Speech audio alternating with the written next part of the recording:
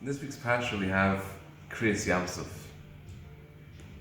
Massive nace, the sea split, Klal went through, the Mitzrayim got drowned.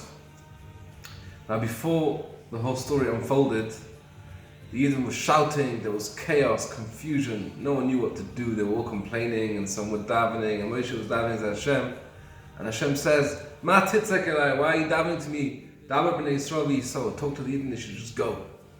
And we know the famous story of Nachshon ben Aminadav, he just jumped into the water till his neck, and his mouth was boy mayim ad Nefesh, and Hashem said to go, and they went, Mesirus Nefesh.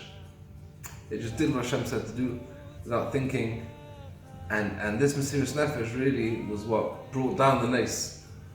Now we see Mesirus Nefesh is a very powerful thing, because Mesirus Nefesh means we're going beyond what's expected. And this can be also not necessarily giving away life. You know, the standard Mesirus Nefesh people think is to give your life away for Hashem.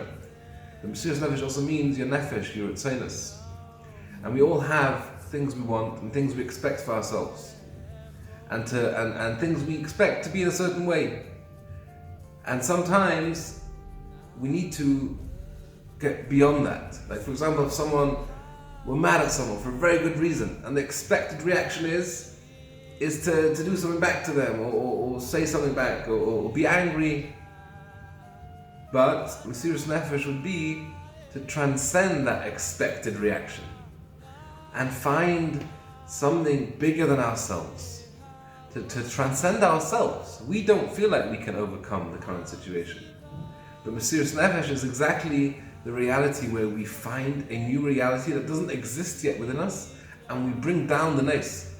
Nachshon ben Aminadav, through his Mesirus Nefesh, brought down the supernatural event. So in our lives, when we feel like we can't overcome certain things, through Mesirus Nefesh, through just trying, we actually bring down that reality to ourselves.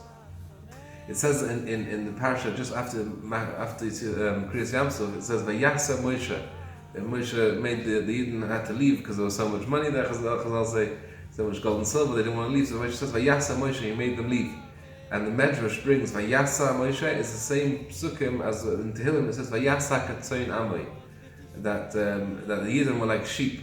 So the Medrash says, just like sheep, if they do something wrong, if they mess up something in the field, they break down a fence, or they destroy, break something, the shepherd isn't going to do anything to them. He's like, it's a sheep, what can you do? Hashem as well, when Yidden do Averis, they're like sheep. Hashem's like, you know what, he forgives them. So I heard from Reb Leibish, Shavas Rebbe, a few years ago, he said, I mean, you can just do what you want, like sheep, and Hashem just forgives. So he said that, based on the name of the Melech, that when a Yid does Mesirus Nefesh, Hashem is mechaper his Averis, because if we transcend ourselves, and Hashem sees that, and we don't even realize what we're doing when we overcome what we feel is our natural boundaries. And then tackle, if we follow like sheep. So following like sheep is sometimes a good thing, sometimes a bad thing. But it's a good thing when we follow what we know is right and what Hashem tells us is right. And we don't make too many cheshbonos, but I could, but I should, but I can't. This is the right thing, and we do it with Mesirus Nefesh. And now that brings down all kinds of miracles and all kinds of good things in our lives. So we should be zeicha to have Mesirus Nefesh every day, to give away our tzeinos. We're tired to wake up in the morning, our nefesh is to go back to sleep. But we moister that nefesh to Hashem when we get up and down.